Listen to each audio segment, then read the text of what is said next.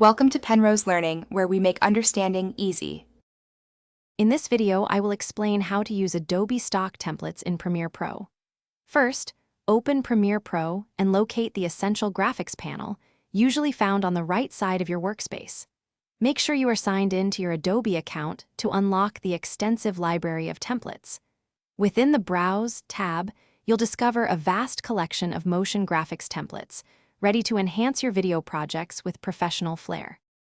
Once in the Essential Graphics panel, utilize the search bar and various filters to efficiently find templates that match your project's needs.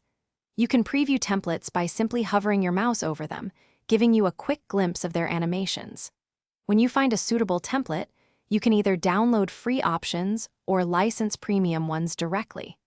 Then, simply drag and drop your selected template onto your timeline. With the template on your timeline, select it to reveal its editable properties in the Essential Graphics panel.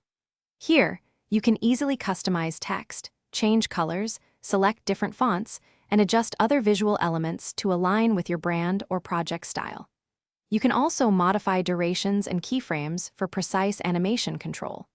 Don't hesitate to experiment with the various settings to achieve a unique and polished look for your video.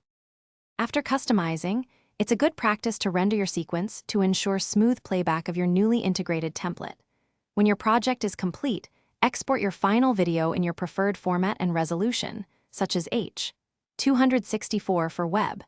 Remember to organize your downloaded templates for easy access in future projects.